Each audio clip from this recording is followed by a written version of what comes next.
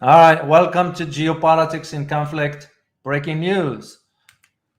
You know, one of the members of the Western Alliance, Turkey, is about to expel the representatives of many of its allies. Indeed, Ross. Whoever thought, right? Whoever All thought? right, but here is the question. Do we know the background story? That is the reason why this is why we decided to do this as a breaking news for. And yes, I know it was about 24 hours to 48 hours ago, but we had to confirm some information. And one of the confirmation that I came across that I had to confirm had to do with one of the countries, which we're going to detail to you which one, that Turkey did not issue the announcement to. So here is the background quickly here. So you got about 10 European countries. All of them are NATO members. Right. And that includes US, the United States, Germany, Canada, Denmark, Finland, France, the Netherlands, New Zealand, Norway, and Sweden. All of them have been informed that Recep Tayyip Erdogan, the Turkish president, gave them the ultimatum that one warning and they will be expelled, which means they will be a persona non grata.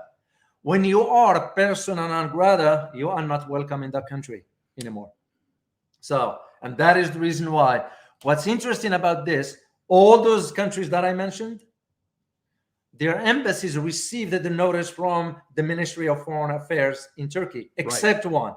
Which and one? that country is France. Oh, and we know Yeah. why that one is. Well, yeah, also because France and Turkey are lagging heads in Africa.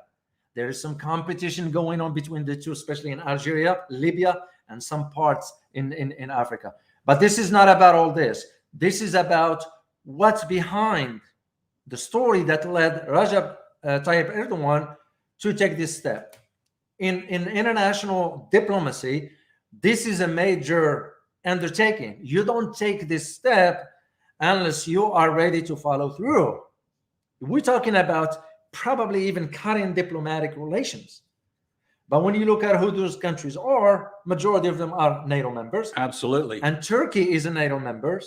That to me signifies one thing and one thing only. Uh-oh. Yeah. Here it comes. Yeah. Are we seeing the demise or the decline of NATO? Or and the whole Western Alliance? Or even we can use the term fragmentation. Oh, I like that. Because a breakdown of, it's like a building, you know, when you have a building, if you start to see cracks, what does it mean? The building's gonna collapse at some fragmentation. It's point. going down. Well, it looks like Turkey's action to me is suggestive that maybe Turkey doesn't care anymore. Why should they? Well, you take a look at their economy. Mhm. You take a look at where they are strategically in terms of oil. Mhm. You take a look at the nations around them that are in some form of collapse, and you say, Turkey could really end up being a superpower here eventually. Exactly. Well, you add to that, it has to do with natural gas, which is natural discovered gas too, yeah. in the sea around Greece and all that stuff. There's a tensions with Cyprus regarding this issue, but that's not that. Turkey is also building its own armaments, body armor, vehicles, and so forth. They are moving. Their economy is considered one of the best in Europe. But here is what you need to know about the background story for why that is. Well, the issue has to do with one guy by the name of Osman Kavala. Osman Kavala is one of the opposites to Recep Tayyip Erdogan. He is the one who called on demonstrations back in 2013. And I have some information about him regarding that, how he came to be being funded and how did he get the money to conduct those kind of what should we call them? Called for demonstrations, things of that nature. We could call it a lot worse than that. Yeah, of course, of course. But here is the thing: for this individual, as I said, his name is Osman Kavala. He was imprisoned back in 2017.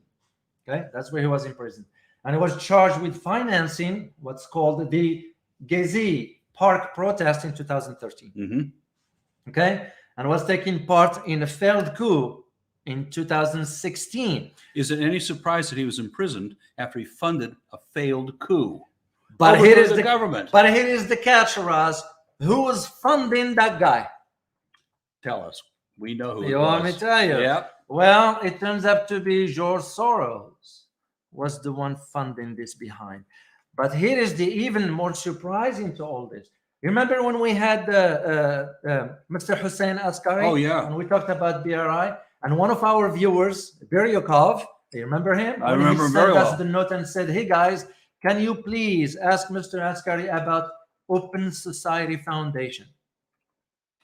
Well, it's no different than what Mr. Soros was doing in Turkey, funding behind the scenes. So, and Recep Tayyip Erdogan's argument with this was that, that's an internal matter. So, Right. because I can see, and I'm not defending anybody here, but I can see the double standards from Europeans. Why aren't they saying this about Bahrain or United Arab Emirates, where you have some detainees there, for example? And I'll give you an example here.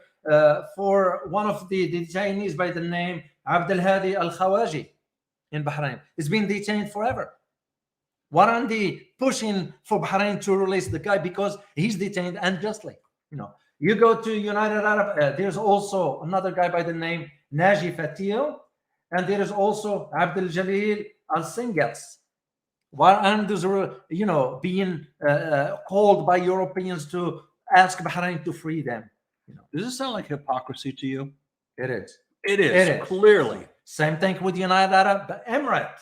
There is a guy there by the name, an activist who's been imprisoned by the name of Ahmed Mansour. He's been detained there, and say the poor conditions of his detentions, including prolonged solitary confinement, which may constitute a torture. That is torture. So to me, I'm seeing the double standard of Europe. It's kind of all those countries, democracy, human rights, and all that stuff. Why aren't you doing this with Bahrain? Why aren't you doing this against Saudi Arabia in what they are doing in Yemen? Why aren't you doing this for United Arab Emirates that they've been imprisoning people? So, do you believe that the Russian S-400 missile defense system has any play in this? To a degree, because the West, of course, the United States imposed sanctions on Turkey when they purchased those. But at the same time, Turkey is a sovereign state. What the United States argument was, because the S-400, it's not compatible to what the U.S. system or NATO uses as a whole. I can see that argument for one reason and one reason only. It's because S-400 system has an advanced radar systems in them. So you can't just see why. And Turkey said, we don't care, sanctions or not. We're moving forward with the S-400 system missiles. So, and what the United States end up doing is they end up pulling the Turkish pilots from the F-35 program altogether. So Turkey didn't care; they moved forward with the program, But this, in general terms, just for you to know, is the idea that is this a sign for a fragmentation that is now taking place within an alliance? Right. Because most of those, except for New Zealand, most of them are NATO members.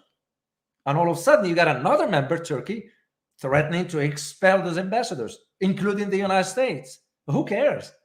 And that, to me, as a geopolitical analyst, it tells me, okay, the dynamics of the global geopolitical landscape are shifting, whether we like it in the West or not, which means, in a simple terminology here, is that the world is moving from a unipolar system into a multipolar system. That's what I see it going. And maybe in another show, we'll talk about the 6 possible superpowers coming in the future, but not this show. Oh, we're going to do that. Yes, we're going to do that. Same with some other breaking news that just happens, an indication of the Western hegemony in its lag going down. Down. And that is what we wanted to share with you quickly. I know the info was about 24 to 40 hours, but we had to confirm a few things before we even come online. One of the things we focus on is getting information to you that we personally have confidence in. We want to give you information so that you can make up your own mind. Take your own experience, take where you live in your background, and take this information and make up your mind what you believe and what you want to happen. Thank you for viewing. And thank you for subscribing. Oh, yeah, subscription. Thank you for your support, guys. And also, we want you to make sure to follow us on Twitter, Instagram, and TikTok. We're getting closer to 1,000. We need to get into 1,000 so we can upload videos there. Live stream. And live stream. I'm sorry, not a videos, but live stream. So we also want to thank you. We want to let you know about our membership at the geopoliticsinconflict.com. We do have a membership there where we do provide, Q&As, live Q&As, presentations. There's a lot going on there. In addition to, we are free to talk without worrying about, what it is. Right. I don't need to tell you. And we're going to be talking about some issues you won't hear us talking about in this platform. So we want to encourage you to take a look at those. And as always, stay informed. Till next time. Bye-bye.